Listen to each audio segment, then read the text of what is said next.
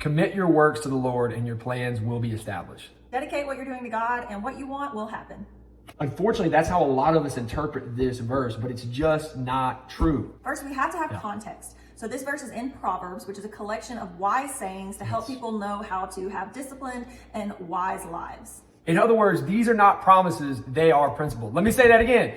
They are not promises, they are principles. When we look at context, we also have to look at the verses leading up to our verse that we're studying and the verses that follow it. So then let's back up. Proverbs 16:1 says, the plans of the heart belong to man, but the answer of the tongue is from the Lord. So what's interesting is when we use our Blue Letter Bible app or any other interlinear concordance, we see that the word plan that's used here in verse 1 is not the same as the translated word plan here in our verse. Plan in verse 1 actually means arrangement, preparation, or mental disposition.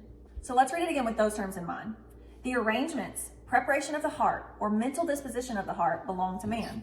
So our mental disposition, the preparation of the heart, our innermost thoughts, those belong to us. But the answer, the response, the reply of the tongue is from the Lord.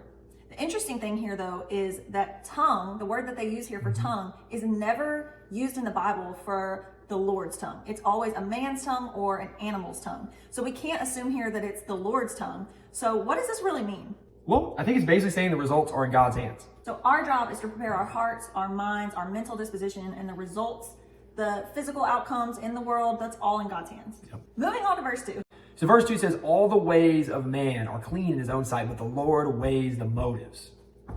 This one's pretty straightforward. See, we can fool everyone. We can even fool ourselves, but the Lord always knows without a shadow of a doubt what is going through our mind, what we're thinking, what our true motives and intents are.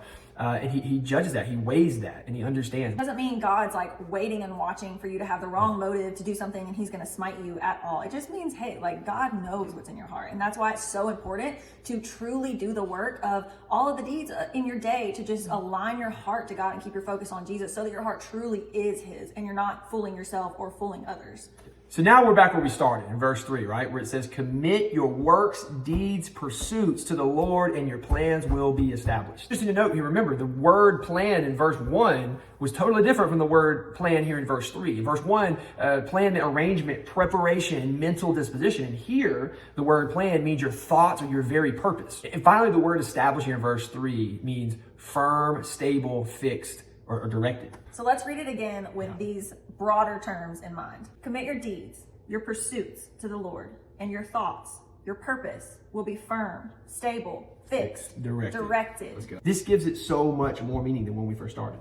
This is talking about committing your daily, every little deed to the Lord. So reading your Bible, studying his word, spending time in prayer, spending time in worship, serving others, truly loving others. These little deeds, this isn't talking about your career. This is talking about commit your everyday disciplines, your everyday deeds to the Lord. And guess what's going to happen when you do that, right? Your thoughts will be firm, stable, fixed, and directed. Your purpose will be firm, stable, fixed, directed. You're not left to guess or rationalize in your own way what you think is right or what you think you should do. You have a God to follow. You have a stable, fixed, firm director of your life. So you know, because you're spending time every day with your deeds, walking with the Lord. And so you can listen to him and know what you're supposed to do and not be confused and anxious and all the things that come with leading ourselves.